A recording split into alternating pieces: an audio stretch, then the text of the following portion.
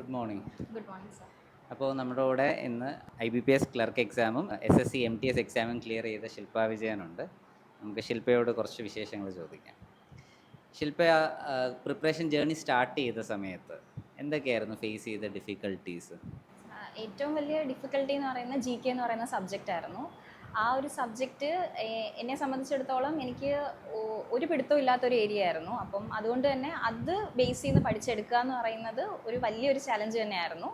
അപ്പം അതിന് നമ്മുടെ ഇവിടുത്തെ നോട്ട്സ് തന്നെയാണ് ഞാൻ ആദ്യം പ്രിഫർ ചെയ്ത് പഠിച്ചെടുത്തത്. അപ്പം അതിൽ നിന്ന് ഓൾമോസ്റ്റ് കവർ ചെയ്യാൻ പറ്റുന്ന ഏരിയാസ് മാക്സിമം കവർ ചെയ്തിട്ടുണ്ടായിരുന്നു. പിന്നെ ഇവിടുന്ന് അല്ലാതെ നമുക്ക് സ്റ്റാറ്റിക് GKയുടെ തന്നെ ഡെയിലി നമുക്ക് പഠിച്ചിട്ട് വരാൻ തരുമായിരുന്നു. അപ്പോൾ ആ പഠിച്ചിട്ട് വരാൻ തരുന്നതും ഡെയിലി എഴുതി അത് പിന്നെ റിപ്പീറ്റ് ആയിട്ട് പഠിച്ചാണ് ആ GK എന്ന് പറയുന്ന സബ്ജക്റ്റ് ഓവർകം ചെയ്യാൻ പറ്റുക. എന്ന് വെച്ചാൽ അത് അത്രയും പഠിച്ചെടുക്കാൻ പറ്റിയത്.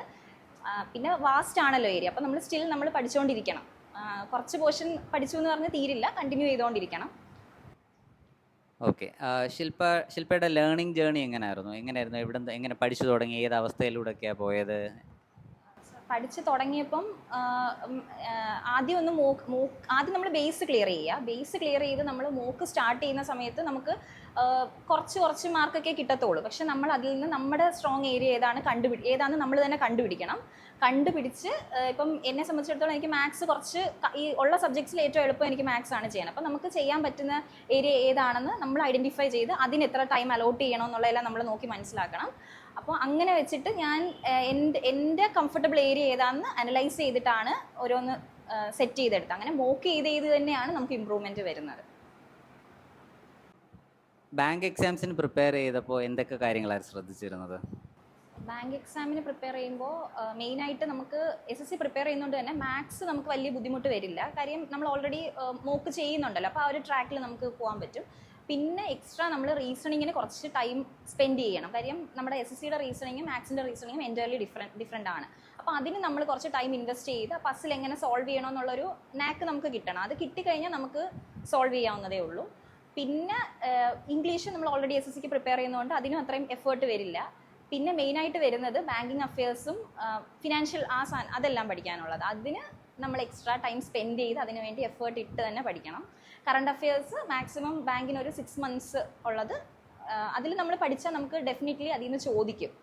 നമുക്ക് SSCക്ക് നമുക്ക് ആ ഒരു ഉറപ്പ് പറയാൻ പറ്റില്ല. കാര്യം ലാസ്റ്റ് 2 yearsനുള്ളിൽ ചോദിക്കുമെന്ന് പറയാം. കറണ്ട് അഫയേഴ്സ് കുറച്ചേ ഉള്ളെങ്കിൽ അതിൽ നിന്ന് ചോദിക്കും. പക്ഷേ ബാങ്കിനാണെങ്കിൽ നമ്മൾ ഒരു എഫേർട്ട് ഇട്ട് അത് പഠിച്ചു കഴിഞ്ഞാൽ അതിൽ നിന്ന് നമുക്ക് കുറച്ച് ക്വസ്റ്റ്യൻസ് ഉറപ്പായിട്ടും കിട്ടും.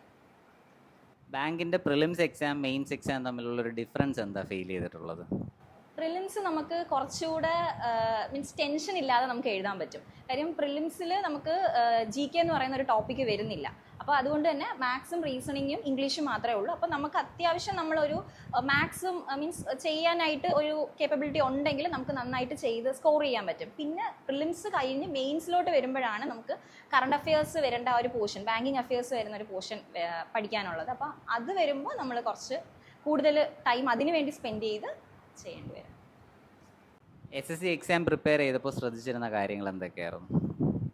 SSC പ്രിപ്പയർ ചെയ്തിരുന്നപ്പോൾ ഞാൻ കൺസിസ്റ്റൻ്റ് ആയിട്ട് പോകാനാണ് ശരിക്കും പറഞ്ഞാൽ ശ്രമിച്ചിരുന്നത്. കാര്യം നമുക്ക് ഓരോ ക്വസ്റ്റ്യൻസ് പുതിയതായിട്ട് കിട്ടുമ്പോൾ നമ്മളിപ്പം കണ്ടിട്ടില്ലാത്ത മോഡൽ ക്വസ്റ്റ്യൻ ആണെങ്കിൽ അത് ഞാൻ സെപ്പറേറ്റ് നോട്ട്ബുക്കിൽ എഴുതി വെക്കുമായിരുന്നു. അപ്പം നമ്മൾ സ്ഥിരം ചെയ്യുന്ന കുറച്ച് പാറ്റേൺ ക്വസ്റ്റ്യൻസ് കാണും. അപ്പം അത് നമുക്ക് വിത്തിൻ സെക്കൻഡ്സ് നമുക്ക് സോൾവ് ചെയ്യാൻ പറ്റും.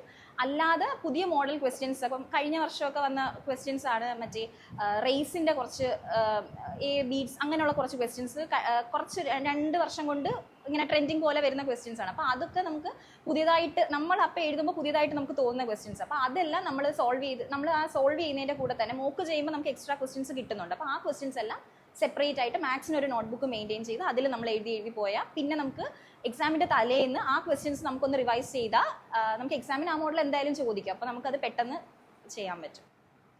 മോക്ക് ടെസ്റ്റുകൾ ഈ കോമ്പറ്റേറ്റീവ് എക്സാം പ്രിപ്പറേഷനിൽ എത്ര ഇമ്പോർട്ടൻ്റ് ആണ്? മോക്ക് ടെസ്റ്റ് ആണ് ഇതിൻ്റെ നമ്മൾ ബേസ് കിട്ടിക്കഴിഞ്ഞാൽ പിന്നെ നമ്മുടെ പ്രാക്ടീസ് ആണ് നമ്മളെ എവിടെ എത്തിക്കുന്നു എന്നുള്ളത്. അപ്പോൾ നമ്മൾ എത്രത്തോളം മോക്ക് ചെയ്യുന്നു അത്രത്തോളം നമുക്ക് ഇമ്പ്രൂവ്മെൻറ്റേ ഉണ്ടാവുള്ളൂ. ഡെയിലി മോക്ക് ചെയ്യുക, പറ്റുന്ന പോലെ മോക്ക് ചെയ്യുക. അപ്പോൾ ആദ്യമൊക്കെ നമ്മൾ സെക്ഷണൽ മോക്ക് ചെയ്താലും അല്ലെങ്കിൽ ചാപ്റ്റർ വൈസ് മോക്ക് കിട്ടും. ചാപ്റ്റർ വൈസ് മോക്ക് കംപ്ലീറ്റ് ചെയ്ത് തരുമ്പോൾ സെക്ഷണൽ ചെയ്യുക, അത് കഴിഞ്ഞ് ഫുൾ മോക്ക് ചെയ്യുക. അപ്പം മോക്ക് ചെയ്യുമ്പോൾ തന്നെ നമ്മൾ എവിടെ നിൽക്കുന്നു എന്നുള്ളത് നമുക്ക് മനസ്സിലാവും. പക്ഷേ മോക്ക് ചെയ്ത് കഴിഞ്ഞാൽ അതിൻ്റെ അനാലിസിസും കൂടെ നമ്മൾ ചെയ്യണം. അനലൈസ് ചെയ്യുമ്പോഴാണ് നമുക്ക് അതിൻ്റെ അകത്ത് തന്നെ എക്സ്ട്രാ പോയിന്റ്സ് നമുക്ക് ആ ക്വസ്റ്റ്യൻ റിലേറ്റ് ചെയ്ത് നമുക്ക് കാണും. അപ്പോൾ അതും കൂടെ നമ്മൾ നോട്ട് ചെയ്ത് വെച്ചാൽ നമുക്ക് അത് പിന്നെ നമുക്ക് റിവൈസ് ചെയ്യുമ്പോൾ ഒരുപാട് ഹെൽപ്ഫുൾ ആയിരിക്കും. ശില്പയെ സംബന്ധിച്ച് എക്സാംസിലുണ്ടായിരുന്ന ബെസ്റ്റ് പ്രാക്ടീസുകൾ എന്തായിരുന്നു? എക്സാമിന് വേണ്ടി പ്രിപ്പയർ ചെയ്യുമ്പോഴോ അല്ലെങ്കിൽ എക്സാം എഴുതുമ്പോഴോ ഉണ്ടായിരുന്ന ബെസ്റ്റ് പ്രാക്ടീസസ് എന്തൊക്കെയായിരുന്നു? ബെസ്റ്റ് പ്രാക്ടീസ് ആയിട്ടുള്ളത് ഞാൻ കൺസിസ്റ്റൻ്റ് ആയിട്ട് വർക്ക് ചെയ്തു എന്നുള്ളത് തന്നെയാണ് അതെനിക്ക് പറയാനുള്ളത്. നമ്മൾ വർക്ക് ചെയ്യുന്നുണ്ടായിരുന്നു, മീൻസ് പ്രാക്ടീസ് ചെയ്യണം ഡെയിലി. ഇപ്പം നമ്മൾ കുറച്ച് നാൾ ചെയ്യാതിരുന്നാൽ നമുക്ക് ആ ഒരു ചെയ്യാനുള്ള സ്പീഡ് നമുക്ക് കുറച്ച് കഴിയുമ്പോൾ തന്നെ മനസ്സിലാവും. അപ്പം നമ്മൾ ആ ഒരു ലാഗ് വരാതെ കണ്ടിന്യൂസ് ആയിട്ട് വർക്ക് ചെയ്തുകൊണ്ടിരിക്കുക. ഓക്കെ. ശില്പ പ്രിപ്പയർ ചെയ്തിരുന്ന രീതിയിൽ ഇപ്പോൾ തിരിഞ്ഞു നോക്കുകയാണെങ്കിൽ എന്തെങ്കിലും ഒരു കാര്യം മാറ്റിയായിരുന്നെങ്കിൽ നല്ലതാണെന്ന് തോന്നിയ എന്തെങ്കിലും കാര്യമുണ്ടോ? മാറ്റിയായിരുന്നെന്ന് തോന്നി അത് ഞാൻ GK നോട്ട്സ് എഴുതുമായിരുന്നെന്ന് പറഞ്ഞല്ലോ. അപ്പം ഞാനിപ്പം സ്റ്റാറ്റിക് ഒക്കെ ആണെങ്കിലും ഇപ്പം ഒരു ടോപ്പിക്ക് കിട്ടി, ആ ടോപ്പിക്ക് എഴുതി അടുത്ത പേജിൽ അടുത്ത ടോപ്പിക്ക് അങ്ങനെ എഴുതി പോകുമായിരുന്നു ബുക്കിൽ. അത് കഴിഞ്ഞ് നമ്മൾ ചിലപ്പോൾ മോക്ക് ചെയ്യുമ്പോഴായിരിക്കും ഇപ്പം നമ്മൾ എഴുതി വെച്ചിരിക്കുന്ന ഒരു ടോപ്പിക്കിൽ ആഡ് ചെയ്യാനുള്ള എക്സ്ട്രാ പോയിന്റ്സ് കിട്ടുന്ന.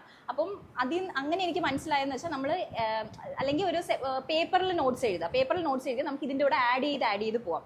ഇതിപ്പോൾ നമ്മൾ ഒരു നോട്ട്ബുക്കിൽ ഒരു പേജിൽ ഇപ്പോൾ ഒരു ടോപ്പിക് എഴുതി അടുത്ത പേജിൽ അതിൻ്റെ കണ്ടിന്യൂഷൻ വന്നു കഴിഞ്ഞിട്ട് പിന്നെ ഇതിൻ്റെ അടുത്ത് റിലേറ്റഡ് ഫാക്ട് ചിലപ്പോൾ ഏറ്റവും ലാസ്റ്റ് പേജിലായിരിക്കും എഴുതുന്നത്. അപ്പോൾ അതിനേക്കാളും നല്ലത് ഒരു ടോപ്പിക്കിന് വേണ്ടി കുറച്ച് പേജ് നമ്മൾ നോട്ട്സ് എഴുതി കഴിഞ്ഞാൽ കുറച്ച് പേജ് നമ്മൾ ബ്ലാങ്ക് ആയിട്ട് ഇട്ടേക്കും. അപ്പം നമുക്ക് എക്സ്ട്രാ മോക്ക് ചെയ്യുമ്പോഴോ അല്ലെങ്കിൽ എവിടെയെങ്കിലും ക്വസ്റ്റ്യൻസ് റെഫർ ചെയ്യുമ്പോഴോ കിട്ടുന്ന എക്സ്ട്രാ പോയിന്റ്സ് ഒക്കെ നമുക്ക് ആഡ് ചെയ്ത് വെക്കാം. അപ്പം അതെനിക്ക് പിന്നീടാണ് പഠിച്ച് വന്നപ്പോഴാണ് ആ ഒരു കാര്യം മനസ്സിലായത്. പിന്നെ കറക്റ്റ് ചെയ്യാനുള്ളത് കറണ്ട് അഫയേഴ്സ് പഠിച്ചു പോകാഞ്ഞത് എനിക്ക് അത് ബാങ്ക് പഠിച്ചു വന്നപ്പോൾ എനിക്ക് ആ ഒരു അത് ഡെയിലി ഫോളോ ചെയ്തിരുന്നെങ്കിൽ നല്ലതായിരുന്നു എന്നുള്ളൊരു ഇതുണ്ടായിരുന്നു. പക്ഷേ കറണ്ട് അഫയേഴ്സ് ഡെയിലി ഫോളോ ചെയ്യാഞ്ഞത് എനിക്കൊരു ഡ്രോബാക്ക് ആയിട്ട് തോന്നുന്നുണ്ടായിരുന്നു. നമുക്ക് SSCക്ക് പക്ഷേ അത്രയും എഫക്റ്റ് വരില്ല. പക്ഷേ ബാങ്കിൻ്റെ കേസിൽ കറണ്ട് അഫയേഴ്സ് പഠിച്ചിട്ട് പോകുന്നത് തന്നെയാണ് നല്ലത്.